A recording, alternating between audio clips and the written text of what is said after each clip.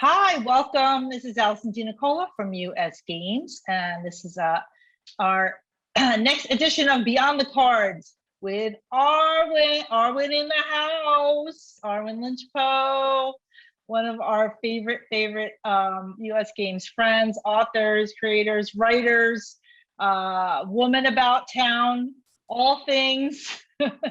Welcome, Arwen. So much fun to have you here. And I'm going to read, just going to read a little introduction that Arwen sent me. So this is from her. Just to give you a little background on Arwen, if you don't know her already. She is a professional joy seeker. Arwen lives and loves in New Mexico, my favorite state. She has Discord server dedicated to tarot. She's going to tell us about that. Stones and all things witchy.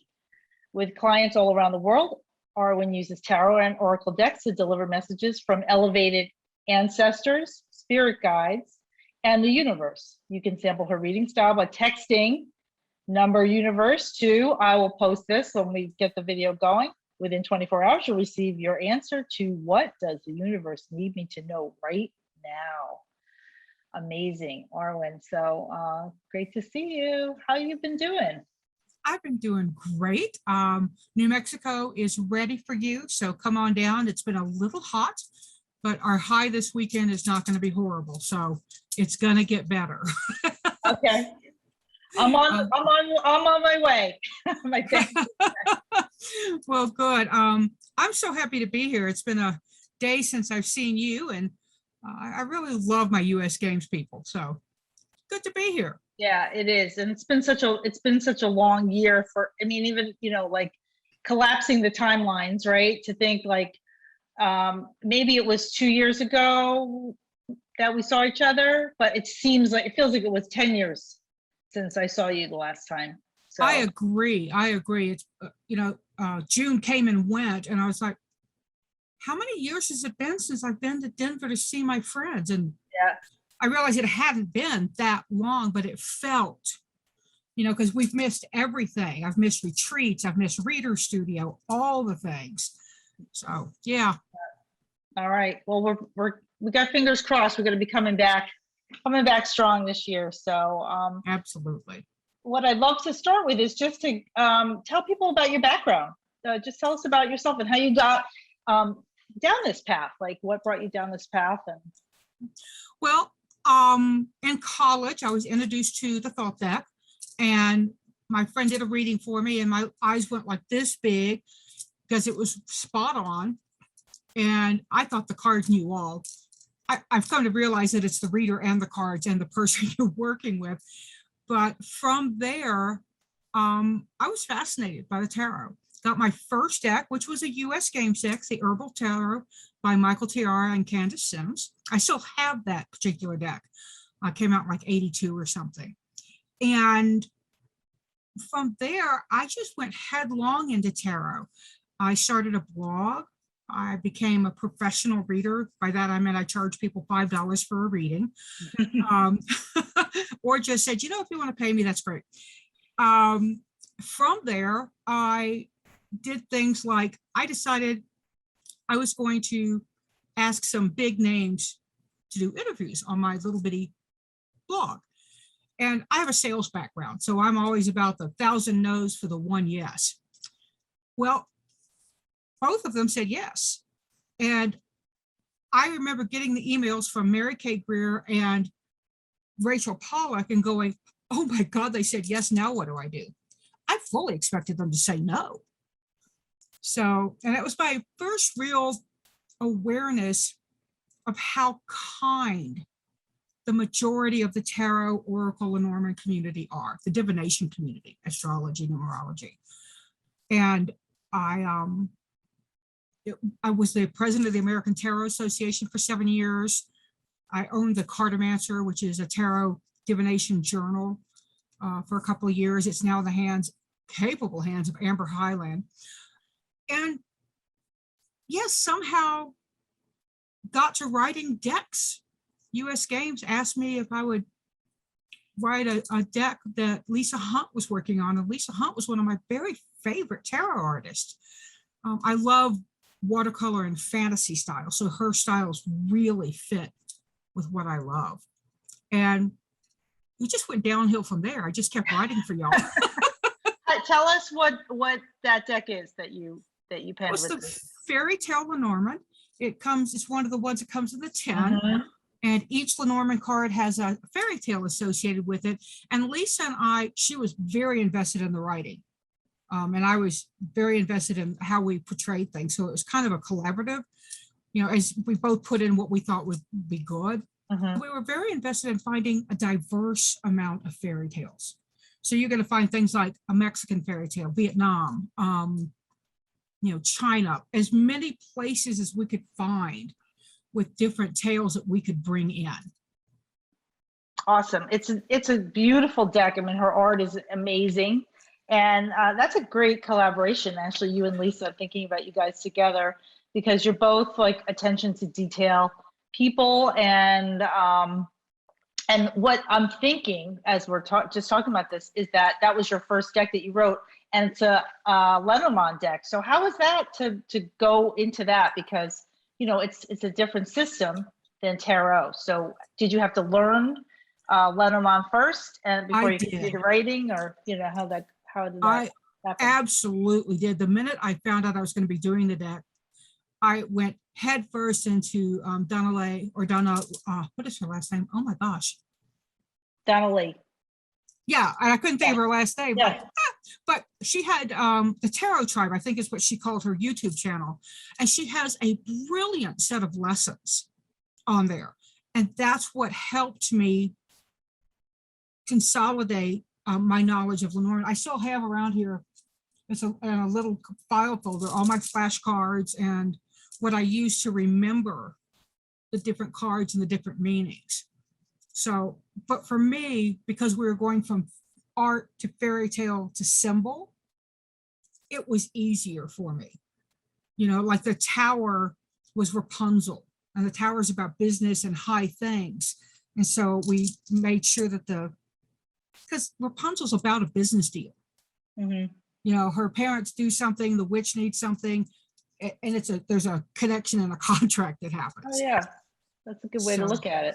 Yeah, and it was fun finding the different fairy tales that could fit, because some of them it didn't quite fit. We were lucky with like the dog, which is friendship and loyalty.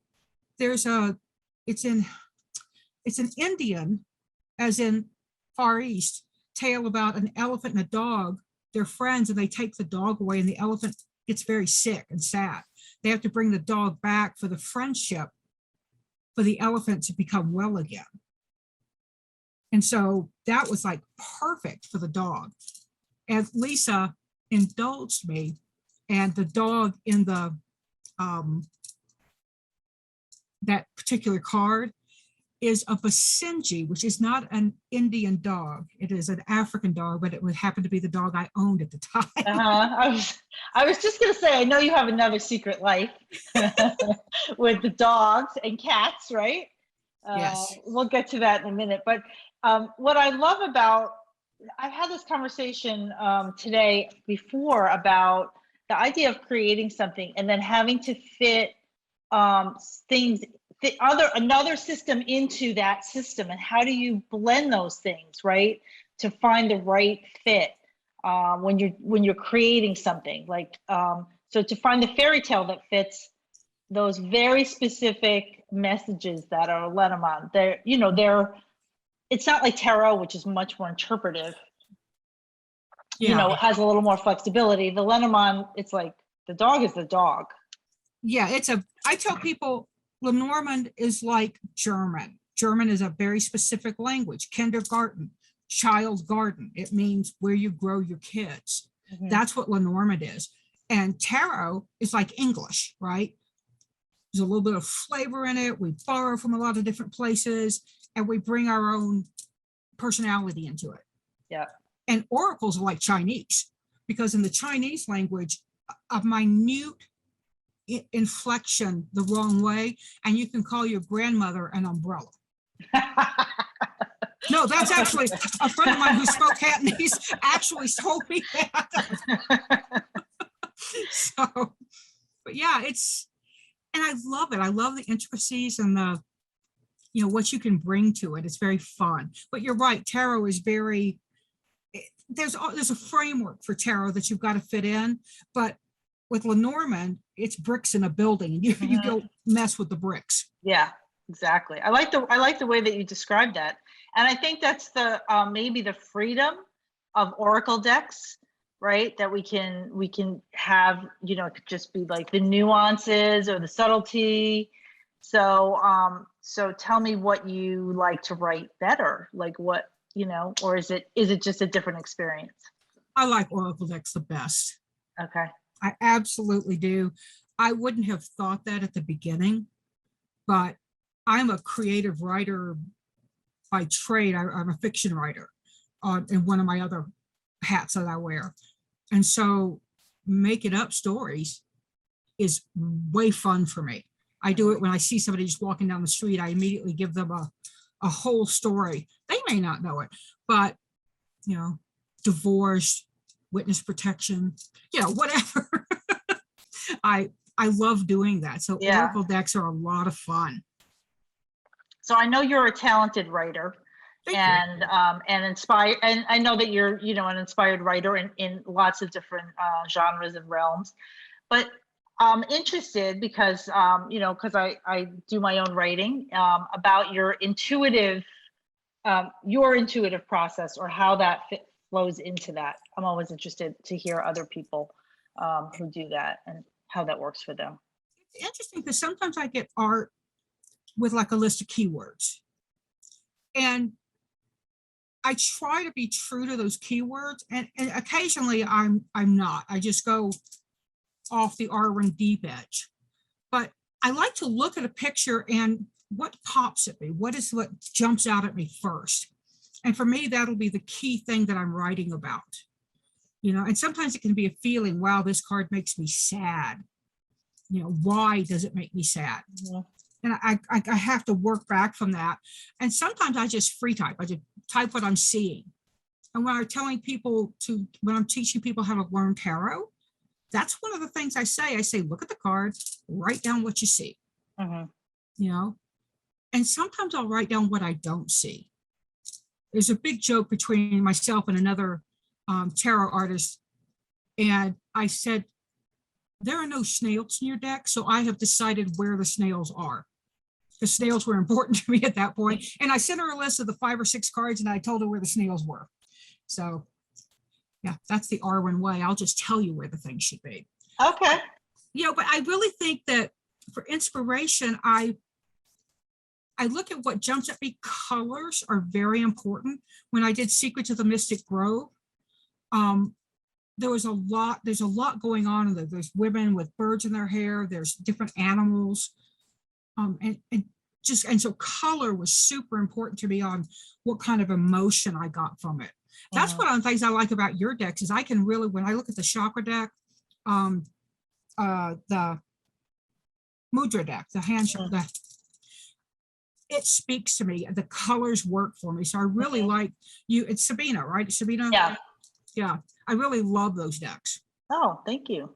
Love it. Yeah, and really they started out as being more instructional for people, you know what I mean? Like to learn this energy process, but people just have all sorts of different experience with them, which is really delightful to hear about, So I'm glad that you like it. Yeah. And Sabina's art is amazing. So she's brilliant. I like her a lot. Yeah. She's a great artist and a great friend. So I've been lucky to pair up with her. And so you've written more than just, you've written quite a few decks for us. Tell us what other things you've worked on so that people know, because maybe people are not quite aware. I have to do it in order. Fairy Tale Lenormand, Secrets of the Mystic Grove, followed by Elle Qui. That was a switch in. I went from Pretty Flowers to Women in Armor. The Bianco Nero Tarot, which I wrote in concert with Marco, the artist. Practical Tarot Wisdom. I'm forgetting some, and they've escaped my mind. And the latest one. And the which is latest here. one. Gentle Creatures Wisdom deck with the art of Dan May. We'll talk about that. Tell Yeah. us about that. What was it like? I'm going to pull a few cards out of this deck because the art is so beautiful and like really. It's so aptly named. It's a very gentle approach. And I was a little concerned with how I was approaching that deck. So I actually wrote to the artist. Oh, and Field Guide to Garden Dragons. Oh, yes, the Field Morrison. Guide to Garden Dragons. Sorry that I was like, but the idea for me with the gentle creatures that I had was on something that was socially happening around us. And so I wrote to Dan, I said, this is what I'm thinking. You know, how do you feel about that? And he was like, I think it's a great idea. It's fine. And typically I don't do that. Like when I was working with Lisa, we had a very symbiotic relationship. But I found some of the artists, they like to just put their art out there and just kind of be free of it. And I think it's for their own artistic integrity, I guess. But with Dan, and we had several nice conversations. He's very, very sweet. And are we going to talk about it now? Or should I hold back on the big reveal of what I wanted to do with it? Oh, the big reveal. Yeah, tell us now. Well, we're right here. And then after you do that, I'll share a few of the card images here in the deck. The gentle creatures, as you will see, all are furry. They're all rounded. Or most of them have antlers or some type of antlers. There's no real gender distinction. So rather than look at these cards and try to say, well, that's a he, that's a she, I went with they. So rather than gender, they're gender fluid in terms of their pronouns. And we said it was because rather than he or she, they wanted to see their uniqueness as a community. And so that's why they choose they. So I really tried hard. I think there's a couple of places I missed and did he or she because that's a natural for me. But I wanted to honor the non-binary movement that's really showing up in our culture right now, because it's been here forever, but we're now recognizing it.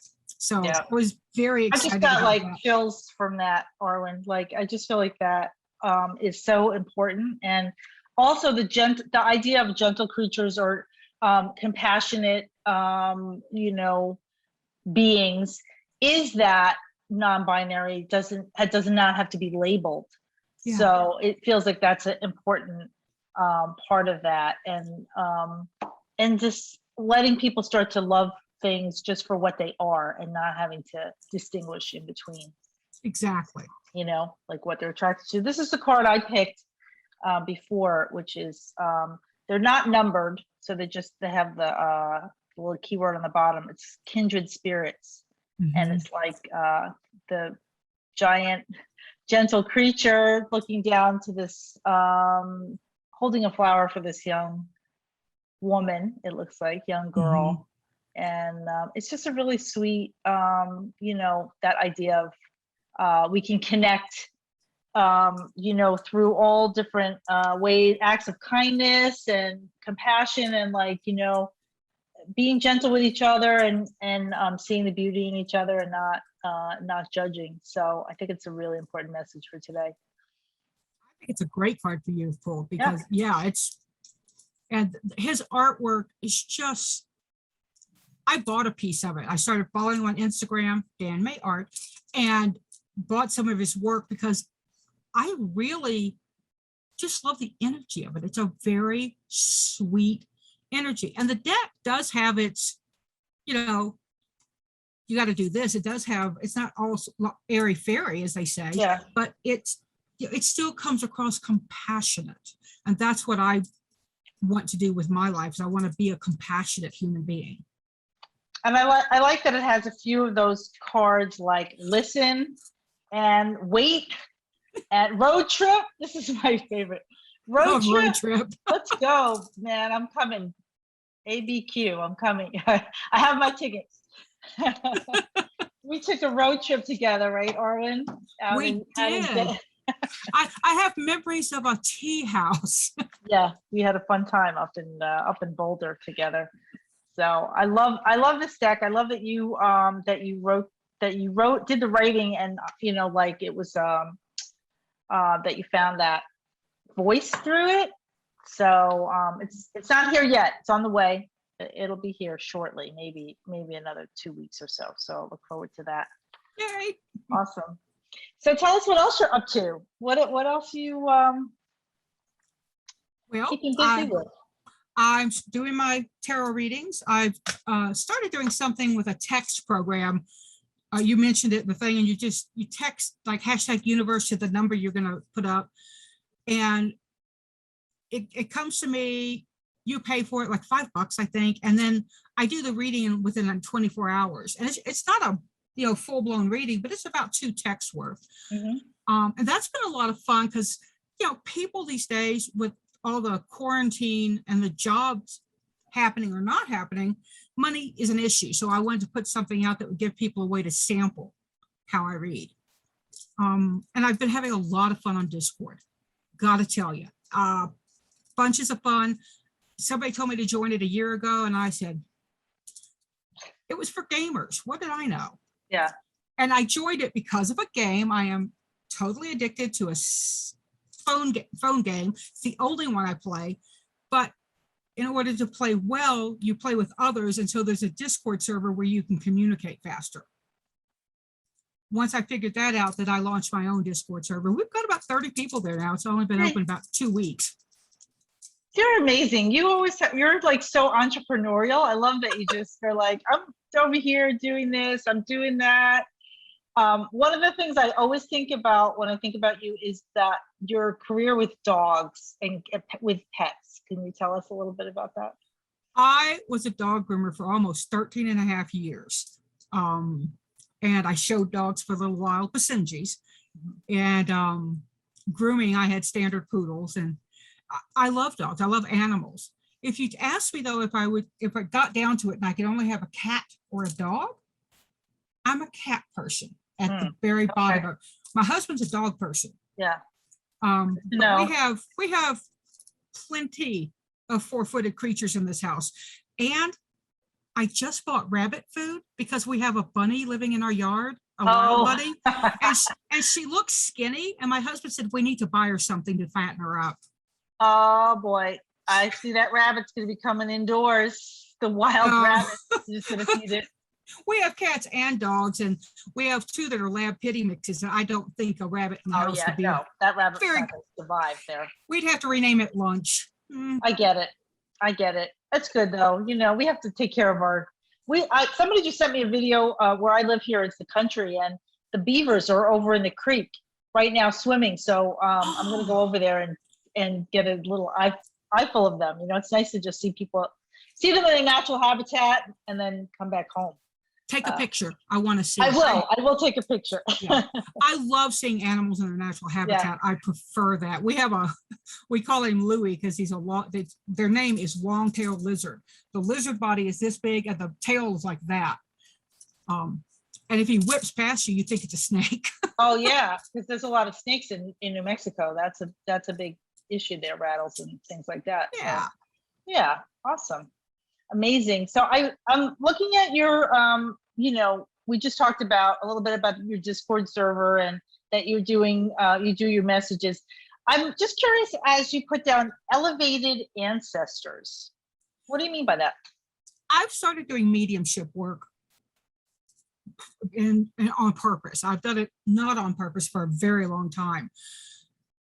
Some people are like, I want to talk to my ancestors. And I need to remind people that just because somebody has died does not mean they have elevated to the next level. Some of us get stuck, and some of us don't want, that relative coming back to us for any reason. So I phrase it elevated ancestors because I want to set the stage for those who have risen above whatever their earthly nonsense was, and I also believe in reincarnation. So they may not be there anymore. They may be sitting behind you as your 3-year-old. Yeah. No, I think it's a really important distinction. I love that phrase, elevated ancestors, because I've been to some, group like kind of gallery readings and things like that where, Uncle Joe came through and he said, you got to fix your pipes over here. And it was like, okay, but I didn't really come to hear from about my pipes, like I gave, because I want to hear about, my ascension or something. And Right. so it was like, we were getting a lot of those messages from, I'm sure it was Yeah. good to hear from Uncle Joe, but not for me, but Well, yeah, and you need to know that, they still call you Angel as a nickname. So that's, that they still love you. It's a good thing. So right. Yeah. Awesome. Interesting. It's a good way to do it. I did want to ask you what your other superpowers are. I know you have many. You've mentioned a few different things that you've done, but when I think it might be something that is a special hobby or something that you love that other people don't necessarily know about you. Okay, we set the stage for that. one of my superpowers is collecting.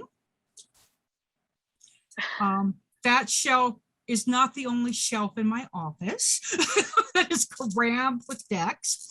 And crocheting. I love to crochet. Oh, I love that. Yeah. Awesome. So what are you making? What do you do with your crocheting? Right now, I'm actually taking lessons from a lady here in town that's a dear friend. And I'm learning how to make fingerless wrist warmers. Fantastic. So, yeah, I know how to make shawls. I can make blankets. I can granny square like nobody's business. But I wanted to learn how to craft garments. So that's what I'm working on right now is wrist warmers. And who knows, maybe I'll put out a line of wrist warmers. Okay. All right, please post some of those for us so we can see it. I will. The woman who's teaching me designed this particular, and they're really cute. They've got a little band to help give them some snugness to them. I love that. You're just always so filled with energy, Arwen, and you're always creating and doing. Is there like any secret to that, or is that just part of like who you are and like your energy pool? Recently, I was diagnosed with ADHD. So apparently that's another superpower that I didn't realize I had. And it's the reason I can go from thing to thing to thing to thing and not feel like, I'm like, I don't care. I'll sit here in the morning and I just did a reading this morning. I did a Zoom interview with somebody else. I'm doing this with you. And I've been running around the streets to do basic errands. My days when I was working in an office, I wasn't a very good worker because I got distracted. But when I have to do little bits and bites here and there, it's so much better for me. So multitasking apparently is something that's good for me. And I don't know if that's making sense, but it's, but I like it. I like being able to just do all sorts of things. Well, you do it well. So Thank obviously you. It's working. So, so thank you. I'm just so thrilled to be able to see you. I miss seeing you. I hope we get to see each other in person sooner rather than later. I'm sure it will be. Things are moving back along that way. And grateful to be part of the US Games family with you. You're a very valued part of our group and always thought of as, Arwen will do it. That's a truth. To her. Yeah. I love US Games. Y'all have been a major part of who I've been as a tarot person. You're the ones that gave me my first authorship, a name on a box. So it's been, and I plan to have more names on more, not more names, but my name on more boxes. All right. We love it. Thank you, Allison. Thanks for your time today. Great to see you. And we'll remember, seek joy, y'all.